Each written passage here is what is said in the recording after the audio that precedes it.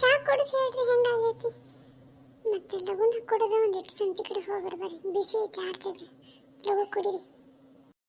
ಮೊನ್ನೆ ರೇಷನ್ ಹಾಕ್ಸೀನಿ ಮತ್ತು ನಿನ್ನಿಲ್ದ ಮೊನ್ನೆ ಸಂತಿನೂ ತಂದೇನಿ. ನಿಂಗೆ ಮತ್ತೇನು ಬೇಕಿತ್ವಾ?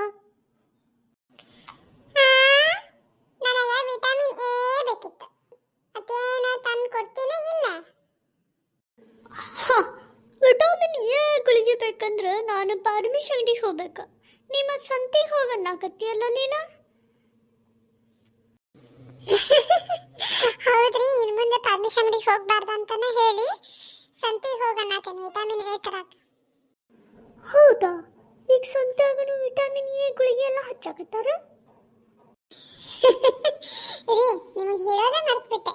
ಅಂದಂಗ ನಾವೆಲ್ಲ ಹೆಣ್ಮಕ್ಳು ಏನು ವಿಚಾರ ಮಾಡೇವಂದ್ರೆ, ಈಗ ಯಾವ್ದಾದ್ರು ವೆಜಿಟೇಬಲ್ಸ್ ಫ್ರೂಟ್ಸ್ ಒಳಗೆ ವಿಟಮಿನ್ ಅದಾವಲ್ಲ, ಅದ್ರ ಪ್ರಕಾರನೇ ಅಡುಗೆ ಮಾಡೋದು, ಅದೇ ರೀತಿ ನಾವು ಊಟದಾಗ ಬಳಸೋದು ಅಂತ ವಿಚಾರ ಮಾಡೇವಿ.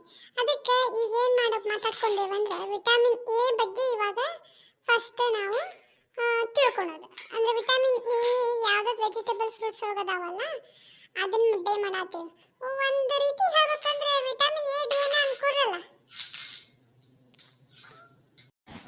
ಹೌದಾ?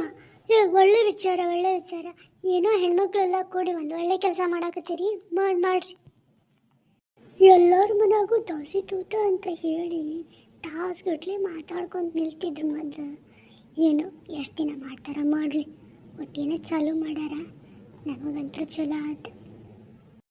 ರೀ, ಏನಂದ್ರೆ ನಂಗೆ ನೀವೀಗ ಏನೋ ದೋಸೆ ತೂತು ಏನೋ ಅನ್ನತ್ತಿದ್ರಲ್ಲ, ಕೇಳಿಸ್ಕೊಂಡೆ ನಾನು ಅರ್ಧ ಅನ್ನೋದ. ಏನು ಭಯಾತಿದ್ರಿ ನಮ್ಮ? ಇಲ್ಲ ಹಂಗೇನಿಲ್ಲ. ನಾಳೆ ಸಂಡೇ ಐತಲ್ಲ, ಮತ್ತು ನಾಷ್ಟ ಮಾಡೋ ಡ್ಯೂಟಿ ನಂದು ಐತಲ್ಲ, ನಾಳೆ ದೋಸೆ ಮಾಡ್ಕೊಡ್ಲೇನಂತ ವಿಚಾರ ಮಾಡತ್ತಿದ್ದೆ. ಮತ್ತು ತೂತಿಲ್ಲ ದೋಸೆ ಹೆಂಗೆ ಮಾಡೋದು ಅಂತಲೂ ಕೂಡ ವಿಚಾರ ಮಾಡತ್ತಿದ್ದೆ ನಾನು.